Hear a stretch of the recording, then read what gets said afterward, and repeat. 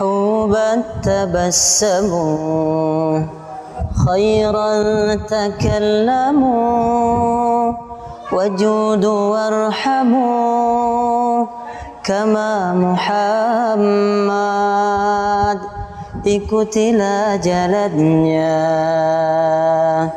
dialah guru, salawat dan salam ke atas Muhammad.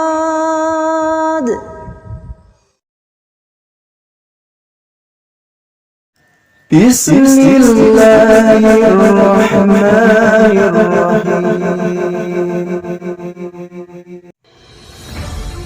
Assalamualaikum warahmatullahi wabarakatuh, sahabat Unirifa yang insya Allah dirahmati Allah subhanahu wa ta'ala.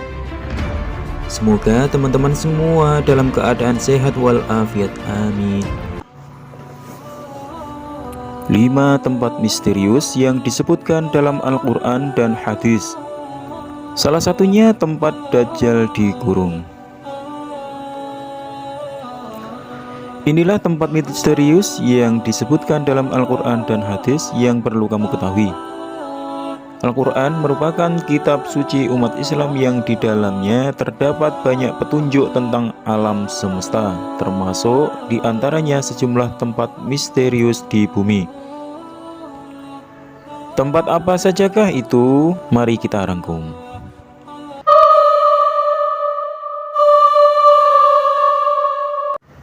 Yang pertama, Gunung Qaf.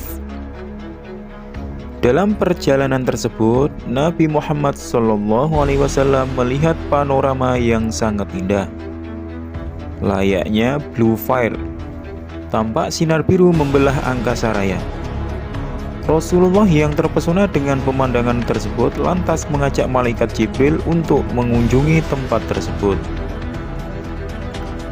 di mana ternyata sinar biru itu adalah gundukan gunung besar bernama Jabal Qaf atau Gunung Qaf. Di dalam tafsir Al-Alusi, Jabal Qaf digambarkan sebagai sebuah gunung yang tidak tampak oleh mata manusia dan hanya orang-orang pilihan yang dapat melihatnya.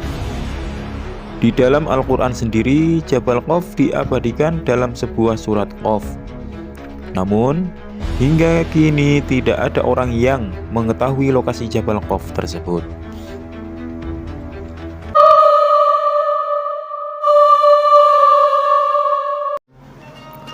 Yang kedua, kerajaan Nabi Sulaiman alaihissalam. Dijelaskan dalam Al-Quran bahwa Nabi Sulaiman alaihissalam merupakan raja yang sangat kaya raya dan memiliki kekuasaan yang sangat luas. Dalam literatur bangsa Yahudi, istana Nabi Sulaiman disebut Solomon Temple.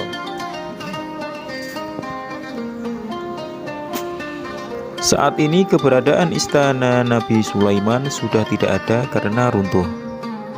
Bangunan dari istana tersebut yang tersisa hanyalah tembok sebelah barat yang masih berdiri.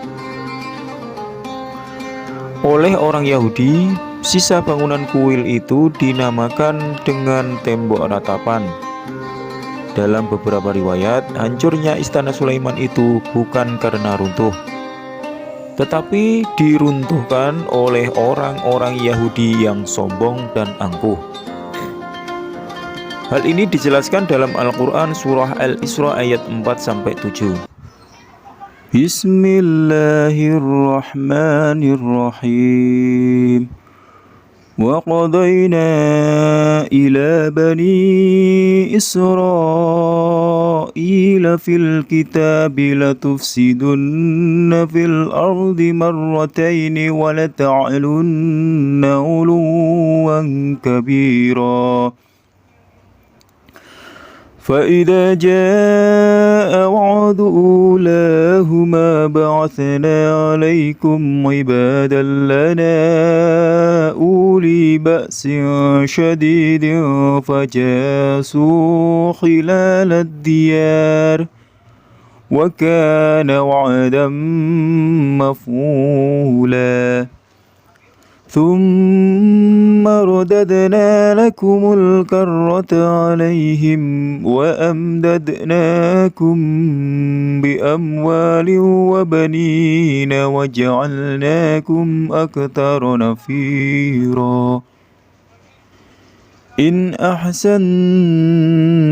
أحسنتم لأنفسكم وإن أسأتم فلها فإذا جاء وعد الآخرة ليسوءوا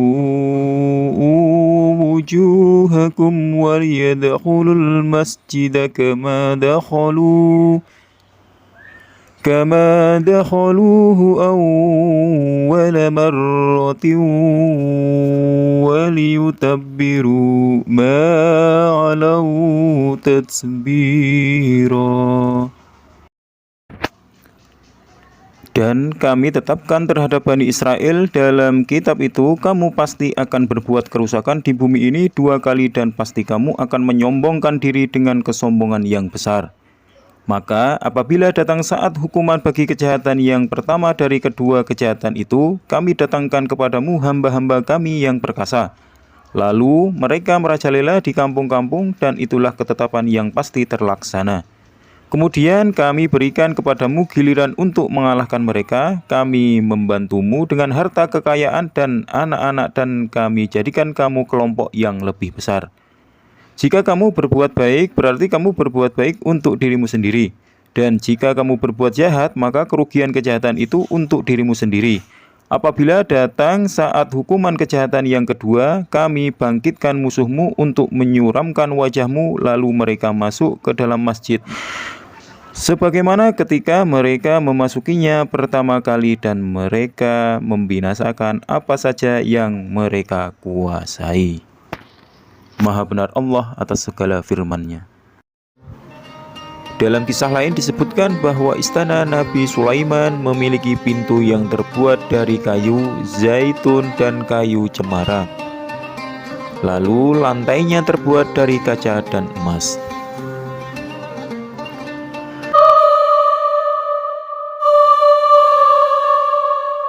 Yang nomor 3, tembok Ya'juj dan Ma'juj.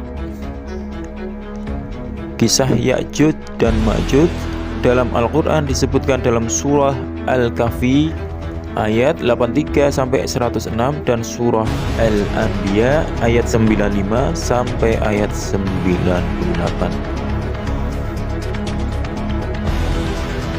Ya'juj dan Ma'juj merupakan makhluk Allah yang keluar saat hari kiamat.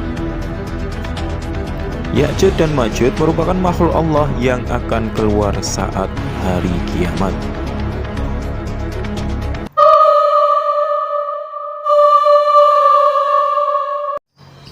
Yang nomor 4, Telaga Ainul Hayat. Tempat misterius di bumi dalam Al-Quran yang berikutnya adalah Telaga Ainul Hayat. Menurut sejumlah ahli tafsir, Ainul Hayat merupakan air kehidupan yang dapat memperpanjang usia manusia. Barang siapa yang meminum airnya meski hanya 1 tegukan, maka hidupnya akan abadi.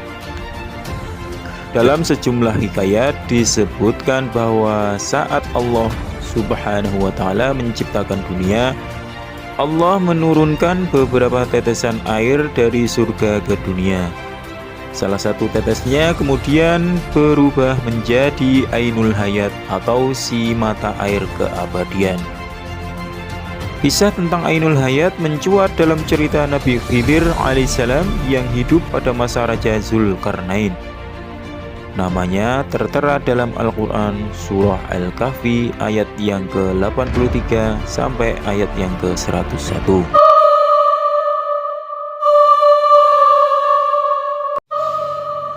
Yang nomor 5, Pulau Dajjal dikurung. Kemunculan Dajjal menjadi tanda-tanda datangnya hari kiamat. Hal ini diterangkan dalam salah satu sabda Rasulullah SAW yang berbunyi, "Ma baina khalqi Adama ila qiyamis sa'ati khalqu akbaru minad Dajjal.